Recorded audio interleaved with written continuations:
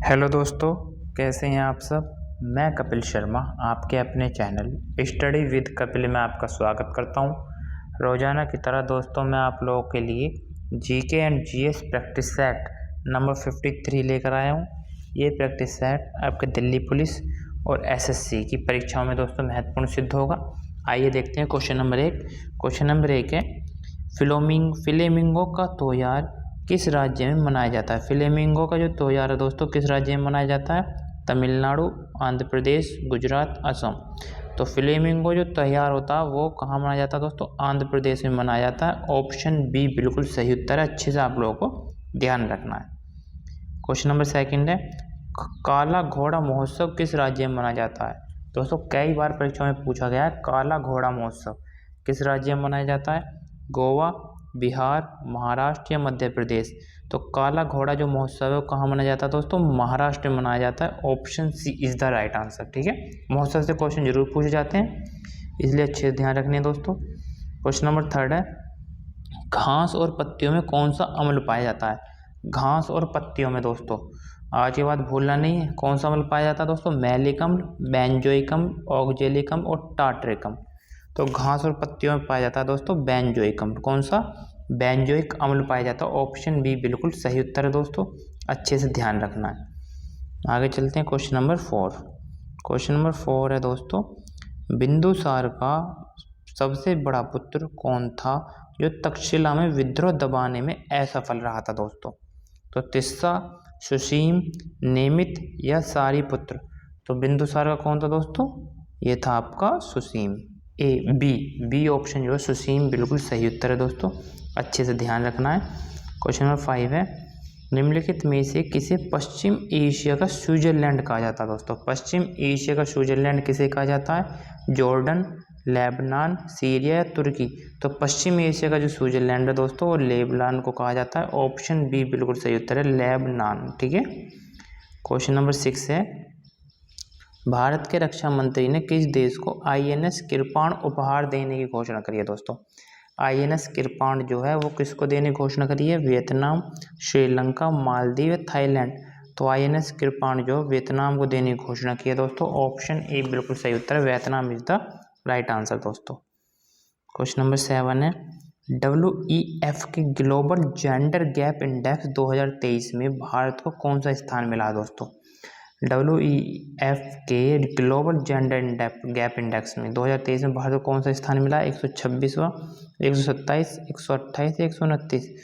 तो gender gap में कौन सा मिला दोस्तों, आपका 127वां। ऑप्शन बी बिल्कुल सही उत्तर है दोस्तों, बहुत ही इंपॉर्टेंट क्वेश्चन है, ध्यान रखना अच्छे से आप लोगों को। आगे चलते हैं क्वेश्चन नंबर 8। क्वेश्चन नंबर 8 है दोस्तों कि पीएम मोदी को किस देश के सर्वोच्च सम्मान ऑर्डर ऑफ द नाइल से सम्मानित किया गया। ऑर्डर ऑफ द नाइल से दोस्तों किसको सम्मानित किया गया, पीएम मोदी को किया गया। किस देश का है, जॉर्डन, मिस्र, ब्राज़ील या मैक्सिको। तो मिस्र का है दोस्तों। ऑप्शन बी बिल्कुल सही उत्तर है, मिस्र is the right answer. Question number 9 है, साहित्य अकादमी ने हिंदी भाषा में बाल साहित्य पुरस्कार किसे प्रदान करने की घोषणा की है दोस्तों। बाल साहित्य पुरस्कार सूर्यनाथ सिंह, विशाखा विश्वनाथ, सुधा मूर्ति या निरुद्ध कनिशेट्टी। तो बाल साहित्य पुरस्कार किसे घोषणा की गई है दोस्तों, हिंदी भाषा में सूर्यनाथ सिंह को।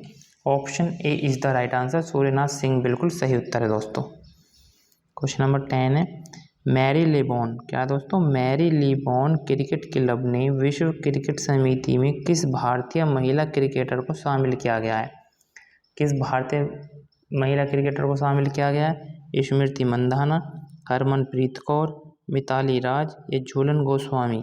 तो किसको किया गया है दोस्तों, झूलन गोस्वामी को किया गया है। ऑप्शन डी बिल्कुल सही उत्तर है, Jhulan Goswami is the right answer दोस्तों, बिल्कुल सही उत्तर है झूलन गोस्वामी। ठीक है, आगे चलते हैं क्वेश्चन नंबर 11। भारत में एकल नागरिकता की अवधारणा अपनाई गई है। एकल नागरिकता की अवधारणा दोस्तों अपनाई गई है दोस्तों यूएसए से, कनाडा, इंग्लैंड या फ्रांस।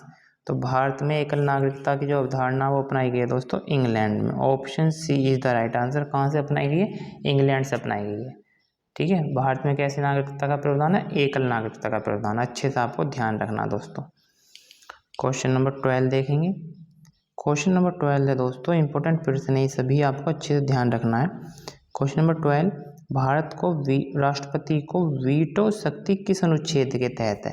राष्ट्रपति के पास दोस्तों वीटो जो शक्ति है वो किस अनुच्छेद के तहत है? 109, 110, 111, 112। तो वीटो शक्ति जो है दोस्तों वो किसके तहत है? 111 के है। Option C is the right answer. C बिल्कुल सही उत्तर है दोस्तों।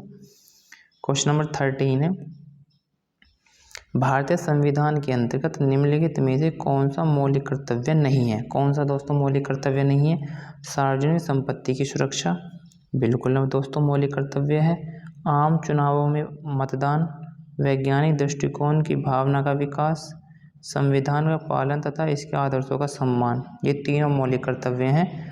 आम चुनाव में मतदान दोस्तों मौलिक कर्तव्य नहीं है, तो ऑप्शन बी बिल्कुल सही है। अच्छे से याद रखना कौन सा नहीं है, तो ऑप्शन बी नहीं है। ठीक है, आगे चलते हैं। क्वेश्चन नंबर 14, जनगणना संविधान के किस सूची का विषय है दोस्तों? जनगणना जो है संविधान की किस सूची का विषय है? समवर्ती सूची, राज्य सूची, अवशिष्ट सूची या संघ सूची? तो जनगणना किसका विषय है दोस्तों? संघ सूची का विषय है, सेंट्रल का है। ठीक है, तो संघ सूची का विषय ऑप्शन डी बिल्कुल सही है दोस्तों। क्वेश्चन नंबर 15 है, किस राज्य में संविधान की 6ठी अनुसूची लागू नहीं होती है? किस राज्य में नहीं होती दोस्तों 6ठी अनुसूची? मणिपुर में, मिजोरम में, असम में या मेघालय में? तो मेघालय में भी होती है, असम में भी होती है, मिजोरम में भी होती है, मणिपुर में नहीं होती दोस्तों। ऑप्शन ए बिल्कुल सही उत्तर है, Manipur is the right answer. ठीक है, क्वेश्चन नंबर 16 देखते हैं दोस्तों, इंपोर्टेंट प्रश्न है, एशिया का सबसे बड़ा ट्यूलिप बाग किस राज्य में स्थित है? एशिया का सबसे बड़ा जो ट्यूलिप बाग है दोस्तों किस राज्य में स्थित है? जम्मू कश्मीर, त्रिपुरा, उत्तराखंड या कर्नाटक? तो एशिया का सबसे बड़ा जो ट्यूलिप बाग है वो है दोस्तों जम्मू कश्मीर। ए इज द राइट आंसर। अच्छे से याद रखना आपको दोस्तों कि एशिया का सबसे बड़ा ट्यूलिप बाग कौन सा था? तो बाग कौन सा? ट्यूलिप बाग है दोस्तों, और कहाँ पर है? जम्मू कश्मीर में है। ठीक है, क्वेश्चन नंबर 17, चपचार कूट महोत्सव किस राज्य में मनाया जाता है? चपचार कूट जो है दोस्तों कहाँ मनाया जाता है? मणिपुर, मिजोरम, त्रिपुरा, तमिलनाडु?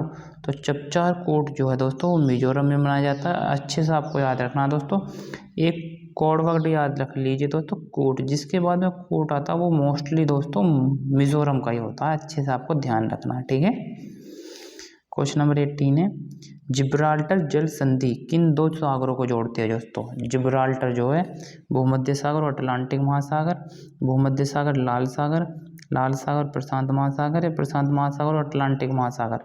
तो जिब्राल्टर जो जल संधि है दोस्तों अच्छे से आपको याद रखना है, जिब्राल्टर जो है भूमध्य सागर और अटलांटिक महासागर जोड़ती है। Option A is the right answer दोस्तों। ठीक है, आगे चलते हैं। क्वेश्चन नंबर 19 है, वृंदावन गार्डन कहाँ स्थित है दोस्तों? अच्छे से याद रखना दोस्तों, वृंदावन जो गार्डन है वो कहाँ स्थित है?